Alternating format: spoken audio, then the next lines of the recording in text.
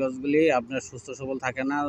আর যদি দেখেন আপনাদের গাছের ডাল পাতা মারা যাচ্ছে, তাহলে কি করবেন, এই যে এরকম করে সাবান গুলাইবেন। এটা করলাম সাবানের পানি। সৌদিতে যখন পচা যাতে না লাগে, শিপা যাতে সুস্থ সবল থাকে, শিপা যাতে না পচে, যার কারণে এই সাবানের পানিটা ইউজ করে ওনারা। এই টিপসটা দেখা গেছে ভাবে সাবান গুলাইয়া গাছের গুঁড়া এইভাবে দিয়ে দিবেন, তাহলে গাছের যে শিপাগুলি পচবে না, গাছটা দ্রুত সুস্থ সবল হয়ে যাইব।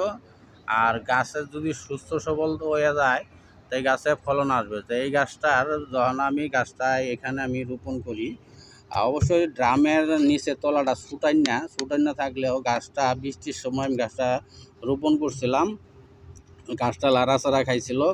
লাড়াচাড়া খাওয়ার পরে কিছু চারা আসলো 8 পিস, এইটা চারা আসলো শাখার। এই চারাগুলি আমি আবার উঠাইয়া নিয়ে অন্য জায়গায় রোপণ করে রাখছি।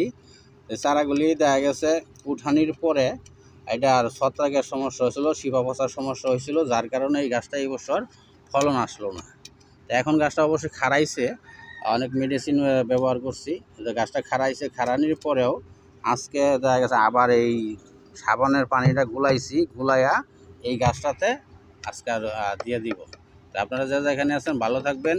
ফেসবুক পেজ থেকে যদি আপনার ভিডিওটা দেখে থাকেন, তাহলে অবশ্যই পুরোপুরি ভিডিওটা দেখে একটা ফলো দিয়ে আমার পাশেই থাকবেন, লাইক শেয়ার করবেন, তাহলে অনেক ভাই উপকৃত হবে এই ভিডিওটা দেখে। যে যেখানে আছেন ভালো থাকবেন। আল্লাহ হাফেজ।